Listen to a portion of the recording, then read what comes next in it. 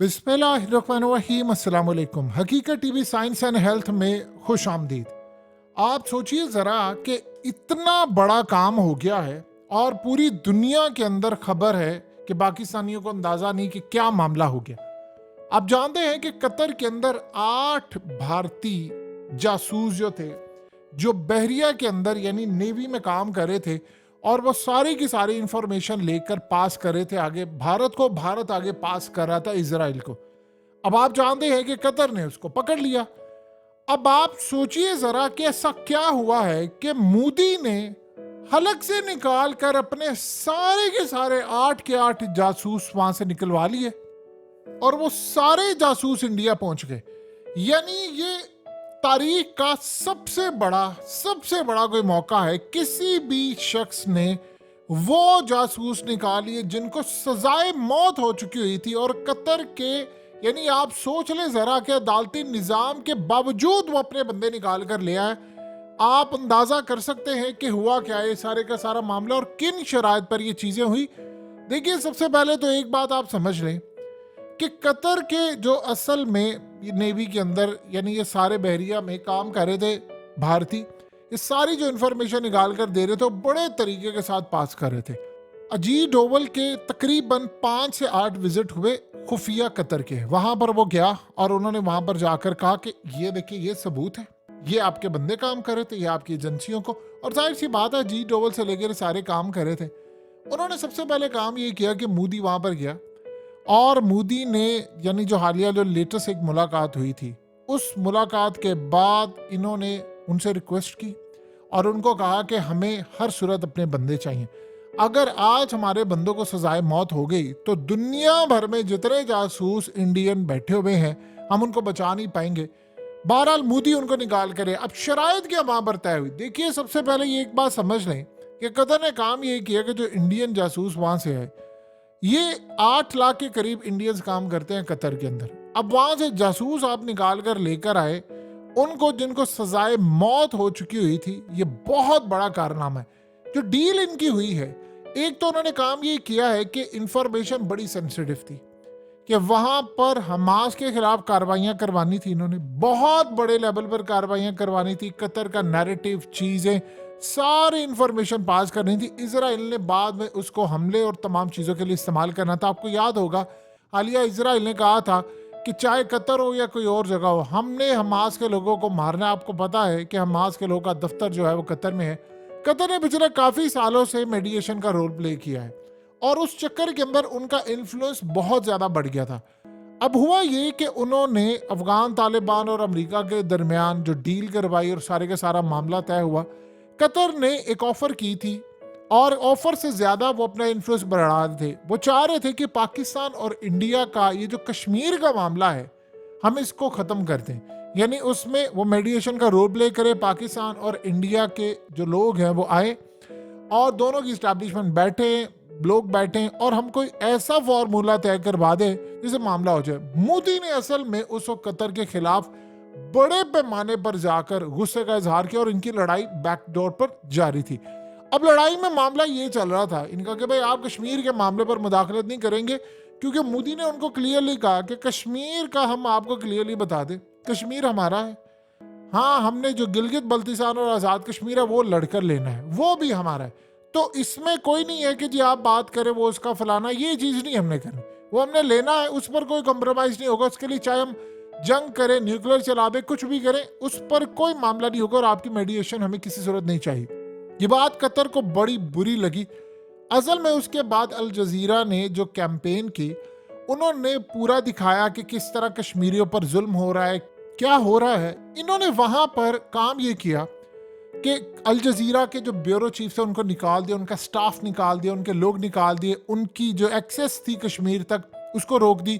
करते करते उन्होंने बहुत ज्यादा काम कर दिया, यानी हर तरह से जाल बिछा दिया। उनके बंदों को यहाँ से फारिग कर दिया। उनके किसी सूरत उन्होंने कहा कि कश्मीरियों तक जो इंटरव्यू करने थे वो नहीं करने दिए। मोदी हुकूमत के तमाम ऑफिसर्स को कह दिया आपने इनसे बात नहीं करनी, अपोजिशन भी बात नहीं करेगी। यानी उन पर पाबंदियां लगाकर उनको कहा कि ये यहाँ पर फसाद मचा रहे हैं, उनको फारिग कर दिया। अब उसके बाद अब यहाँ पर जब इन्होंने जासूस पकड़े, इन्होंने सजाए मौत दे दी, तो डील एक हुई। सबसे पहले तो कतर ने सारी की सारी इंफॉर्मेशन निकाली जो इजराइल तक वो प्लान जा रहा था कि क्या क्या चीजें ले रहा था, वो सारे के सारे इंफॉर्मेशन डाटा निकाल कर वो सामने ले आए कि किस तरह इन्होंने यहाँ पर मामलात खराब किए, कैसे वो पूरे खित्ते के अंदर एक जंग बर्पा करना चाहते। वो इतनी खौफनाक इंफॉर्मेशन थी कि बाद में उन्होंने कई ममालिक तक इसका तबादला किया। जाहिर सी बात है कतर के ईरान के साथ ताल्लुकात हैं, उनके चाइना के साथ हैं, उन्होंने इसको इस्तेमाल किया और इसराइल से प्रोटेक्शन की। इसराइल तैयार है किसी भी मुल्क में हमास के लोगों को मारने के लिए। नंबर 1 तो ये काम हुआ। अब नंबर 2 जो सूरत हाल हुई वो उससे भी ज्यादा भयानक थी कि इस सारे मामले पर उनको ये पता चला कि ये बहुत बड़ा एक गेम कर रहे हैं इस खित्ते के अंदर पानियों में, और एक जो बड़ी जंग लड़नी है उसमें सारी इंफॉर्मेशन जो उन्होंने इसराइल को करनी, इसराइल स्ट्राइक करने की तैयारी कर रहा था। अब कहां पर वो तैयारी कर रहा था, उनको चाहिए थी इंफॉर्मेशन ताकि जब वो लड़ाई हो तो वो इनके जो जहाज और ये तमाम दूसरी चीजें हैं उनको वो डाउन कर सके, नेवी को कर सके और बहुत सारी चीजें। आप जानते हैं कतर एक रिच कंट्री है, उन्होंने बहुत ज्यादा अपने यानी स्टेडियम्स चीजें हर जगह पर पैसा लगाया, नेवी पर भी पैसा लगाया। इवन कि वो F-35 के लिए भी वो तैयारी कर रहे थे, S-400 भी वो लेना चाह रहे थे, यानी हर तरह से वो अपने आप को प्रोटेक्ट करना चाह रहे थे। अब सूरत हाल जो पैदा हुई कि उसके बाद भारत ने भी ये जो डील इनसे सबसे पहले की, एक तो उन्होंने अल जजीरा वाले मामला पर बड़ी रिलैक्सेशन दी, दूसरा 8 लाख के करीब वहां पर भारतीय थे।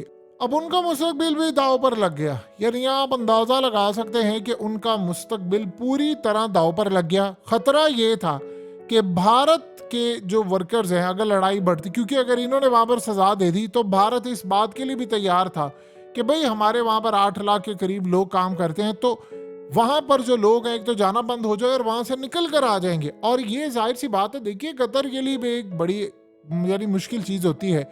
आप किसी भी मुल्क में आपके वर्कर्स होते हैं, आप वहां से अगर निकाल दें अपने वर्कर्स, सोचे असल में हम हमेशा से ये चीज सोचते थे कि भाई अगर आप किसी मुल्क के अंदर वर्कर्स काम करें, अगर वहां से वो आपके वर्कर्स को निकाल दे तो क्या होगा, पूरा मुल्क दरम बरम हो जाएगा निजाम। आपने इसराइल का हाल नहीं देखा? इसराइल के अंदर क्या हुआ कि जो लोग आईटी में काम कर रहे थे दूसरे सेक्टर्स में से, उन सबको इसराइल की फौज ने बुला लिया कि आओ लड़ाई करो, और वहां पर बहरान पैदा हो गया, वहां पर शॉर्टेज पैदा हो गई। और फिर उन्होंने जो गजा के अंदर जो इतनी बड़ी तादाद में वहां से लोग ले जाकर इसराइल में काम करते थे लेबर के तौर पर, वहां शॉर्टेज हो गई और कंपनीज बैंकरप्ट होना शुरू होगी। मोदी का प्लान ये था कि अगर सूरत हाल बढ़ती है तो फिर हमारे बहुत सारे वर्कर्स वहां से निकल आएंगे, हम निकाल लेंगे और इनकी हम इकोनॉमी को जमीन पर बिठा देंगे। क्योंकि याद रखिएगा कि किसी भी मुल्क के अंदर आप वर्कर्स को, यानी एक आम लेबर भी होती है, उसको आपने रिप्लेस करना होता है, वो तो चले समझ आती है। इंडियंस काफ़ी डॉक्टर्स हैं, पढ़े लिखे हैं, चीज़ें हैं, ये इतनी आसानी से रिप्लेस नहीं होते किसी भी मुल्क के अंदर कि हमने वहां से बंदे निकाल लिए, फारिग कर लिए और वो आ गए, आप एकदम इकोनॉमी बिठा देते। तो मोदी तैयार था कि अगर ऐसी सूरत हाल पैदा होती है तो हम वहां पर इकोनॉमी के लिए बहरान पैदा कर देंगे। अब करते करते मामला ये था, आम रूटीन में तो ये होता है कि आपके वर्कर्स आज आप पर बोझ होता है, बहुत सारे मामला खराब आखिरी हद तक पहुंच गए थे। और उस पर फिर मामला ये तय हुए, मोदी ने कहा कि आज अगर मैंने अपने जासूस यहां से नहीं निकाले तो सारी दुनिया के अंदर मुझ पर थू थू होकर सारे लोग। आज के बाद आप सोचिए जरा कि जहां जहां इंडियंस काम कर रहे हैं, एक बात तो तय हो गई, उन्होंने देखा, उन्होंने पूरी दुनिया में कहा कि देखो हमने कुलभूषण को भी सजा नहीं होने दी, हमारी ताकत देखो, हमने कतर के अंदर अपने 8 जासूसों को सजाए मौत नहीं होने दी, सबको हो गई थी और हमारी ताकत देखो। अब इंडिया के अंदर मोदी हीरो बन गया। जाहिर सी बात है, देखिए आप अपने बंदों को बचाकर लेकर आते हैं जो आपके लिए काम कर रहे हैं, वो मजीद तगड़े होकर काम करते हैं कि भाई ये तो किसी सूरत सजा नहीं होने देगा, और इसकी ताकत इतनी है कि ये अगर सजाए मौत भी हो जाए तो ये हलक से निकाल कर ले आएगा। मोदी तैयार था कि अगर ऐसा मामला होता है तो हम जो लेबर है हम वो कम कर देंगे और हम इनको किसी सूरत नहीं छोड़ेंगे, यानी हम बहरान पैदा करने की सलाहियत रखते हैं। फिर इस सारे मामले के अंदर एक इतनी बड़ी लड़ाई होने वाली थी कि जिसका अंदाजा भी लगाना मुश्किल था। सो लिहाजा इस सारे मामले के अंदर फिर बड़े ममालिक कूदे, कई ममालिक, अमेरिका इसमें कूदा और सारी ताकतें कूदी, लेकिन जो वो इसराइल का प्लान था वो सारे का सारा बेनकाब हुआ। और इस प्लान के तहत पता ये चला कि इसराइल वहां पर क्या हमला करना, उन्होंने सारी इंफॉर्मेशन निकाल ली, सारा कुछ निकाल कर फिर इन्होंने वापस इनको भेजा। उसके बदले में इंडिया काम क्या कर रहा है, इंडिया ने इनके साथ एग्रीमेंट किए, 2048 तक वो इनसे गैस ले रहे हैं और बहुत सारे मुआहदे इन्होंने कर लिए। अब इंडिया ने एक और काम करना है कि उन्होंने वहां से चीप लेबर भेजनी है। देखिए अब मिडिल ईस्ट समेत हर जगह पर एक चीज चल रही है कि लेबर जो है वो चाहिए। जैसे मिसाल के तौर पर हम अक्सर बात करते हैं कि जो पाकिस्तानी कश्ती से जाते हैं, जिस तरह डंकी मारकर जाते हैं, तो वो डंकी क्या है? देखिए, यूरोप को सब पता होता है कि ये लोग आ रहे हैं, उनको भी सस्ती लेबर चाहिए होती है। अगर लेबर सस्ती नहीं मिलेगी तो वो तो उनके लोग काम ही नहीं कर सकते। वहां पर तो बर्तन धोने वाली जो है अक्सर औकात यूरोपियन कंट्रीज वो गाड़ियों पर आती है, और ऑनर से ज्यादा महंगी गाड़ियां उनके पास होती हैं। तो ये सूरत हाल पूरी दुनिया के अंदर जो पैदा हो रही है, आप उसका अंदाजा भी नहीं लगा सकते कि क्या है। इंडिया ने इस वक्त जो काम किया, इजराइल के सारे का सारा नेटवर्क का पता तो चल गया, लेकिन मोदी वहां से अपने बंदे लेकर आ गया। अब अगली जो सूरत हाल पैदा हो रही है, उसका बराह रास्त ताल्लुक जो था वो उस जंग से था जो इसराइल लड़ रहा है। इसराइल इस वक्त इतनी खतरनाक पोजीशन में है कि आप अंदाजा कर लें कि इसराइल ने हालिया धमकी दी थी कि मिडिल ईस्ट के जिस भी जगह पर, चाहे वो रशिया में है, मिडिल ईस्ट में है या तुर्की में है, किसी भी जगह पर है, हमने हमास के लोगों को जाकर मार देना है। अब आप सोचें कि इसराइल इस वक्त कितना दिमागी तौर पर उसका दिमाग खराब हुआ है कि इस जंग के अंदर तो वो तैयारी करके बैठा हुआ है। यमन ने एक तरफ उसका जीना हराम किया है, अमेरिका के जहाज एक के बाद एक तबाह हो रहे, तो उसे जीना हराम किया हुआ है। तो वो कह रहा है कि मैं किसी भी जगह जाकर स्ट्राइक भी करूंगा, अपने बंदे जासूस भेजकर वहां पर मारूंगा भी। इसके बाद हमास के लीडरान जो थे वो अंडरग्राउंड हो गए, इंफॉर्मेशन सारी उन्होंने निकाली कि किन किन को ये मारना चाहते हैं, इसराइल का प्लान क्या था, क्या वो कर रहे थे, कहां तक गया था, ये सारी की सारी इंफॉर्मेशन उन्होंने निकाल ली।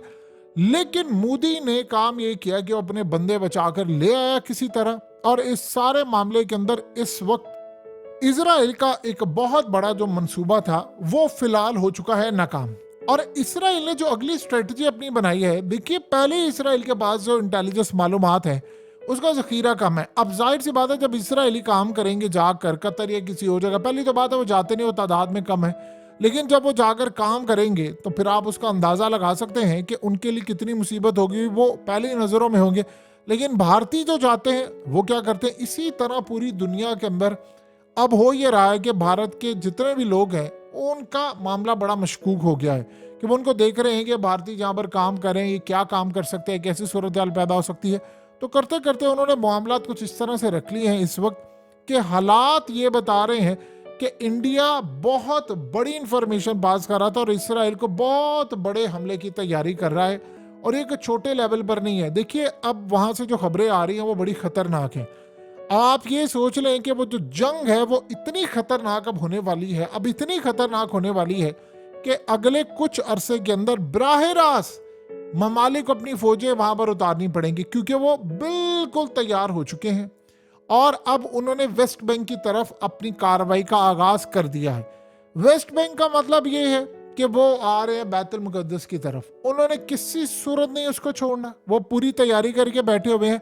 जंगी असल में इस चीज की है, और वो असल में अपनी उन किताबों से रहनुमाई ले रहे हैं जो इनको इनके मजहबी पेशवा ने पढ़ाई है। वो कह रहे हैं कि पहले आपको मार पड़ेगी, आप शिकस्त की तरफ आएंगे, फिर आपकी विक्ट्री होगी। अब वो कह रहे हैं कि जो पीरियड है आपका मार वाला और जो शिकस्त वाला है वो तो सारी दुनिया ने देख लिया, आप गजा को फतह नहीं कर पाए, फलाना नहीं हो पाया, ये नहीं हो पाया। अब वो पीरियड शुरू होने वाला है जहां पर आपको फतह मिलने वाली है, और वो कह रहे हैं कि इस मकसद के लिए तैयार है। इसराइल अब बहुत ज्यादा अग्रेसिव होने वाला है, बहुत ज्यादा अग्रेसिव होने वाला है, क्योंकि जो बाइडेन के इलेक्शन हारने के जो चांसेस है वो इतने ज्यादा हो चुके हैं कि जब वो हारेगा तो दूसरी साइड आएगी, तो उन्होंने आकर सबसे पहले काम यही करना है कि इस जंग को खत्म करना है। अब इसराइल के लिए सबसे ज्यादा जो झटके वाला मामला था वो ये था कि वो अभी तक जीत नहीं पाए थे। इन्होंने अब गालिबन प्लान ये कर रहे हैं कुछ बड़ा और बड़ा खतरनाक करने का, जिसका ये असल में मंसूबा पकड़ा गया था और वो काफी देर से ये काम कर रहे थे। देखिए होता ये है कि पहले बहुत सारे लोग आपके पकड़े जाते हैं, मीडिया में इसकी खबर नहीं देते, बहुत सारे मामला में चुप कर देते। कतर ने बहुत सारी चीजों में ये देखा कि भाई हम मेडिएशन करवाते हैं। असल में आप अगर गौर करें तो कतर क्या कर रहा है पिछले काफी सालों से, उसका इन्फ्लुएंस बहुत ज्यादा बढ़ गया है पूरी दुनिया के अंदर। यानी आप देख ले हीथ्रो एयरपोर्ट पर उनके 20% शेयर्स हैं, उन्होंने दुनिया की बड़ी बड़ी कंपनीज खरीदी हैं क्योंकि उनके खर्चे कम है, आमदनी ज्यादा है, तो उन्होंने फुटबॉल वहां पर करवा लिया। आपको क्या लगता है कि जो फुटबॉल का उन्होंने करवाया था और वो इतना अमन वाला था और सारी चीजें थी वो इतनी आसानी से हो गई? उन्होंने कितना पैसा चलाया, कितनी मेहनत की, कितनी पीआर इस्तेमाल की, स्पॉन्सर से लेकर, क्योंकि मिडिल ईस्ट में वर्ल्ड कप होना फुटबॉल का ये बहुत मुश्किल था। वो इनको समझते थे नहीं ये लोग ठीक नहीं है, हमें शराब की इजाजत नहीं मिलेगी, हमें फलाना नहीं होगा, डिस्को नहीं होगा, क्लब नहीं होगा। लेकिन जब वो यहाँ पर आए तो उनके रोंगटे खड़े हो गए कि यार ये तो अमन वाला मुल्क है, इस्लाम इस तरह कहता है, काफ़ी सारी चीज़ें। सो लिहाजा करते करते सूरत हाल ये पैदा हो गई कि इस वक्त इसराइल का बड़ा मंसूबा तो उन्होंने प्लान पकड़ लिया, लेकिन मोदी ने काम ये किया जो बड़ी हैरान कुन चीज़ है कि सजाए मौत होने वाले जो अपने लोग थे वो हलक में डालकर वो बाहर ले गया। और ये अब तक का सबसे अजीबोगरीब कारनामा है। अब ये पूरी दुनिया के अंदर खुलकर कार्रवाई करेंगे और पैगाम ये चला गया है कि खुलकर करो, जो दिल करता करो, हम तुम्हें छुड़ा कर ले आएंगे। हकीकत टीवी साइंस एंड हेल्थ की इस वीडियो के नीचे कमेंट ज़रूर कीजिए, अपनी राय का इजहार ज़रूर करें और इस वीडियो को हर जगह शेयर करते हुए चैनल को सब्सक्राइब ज़रूर करें।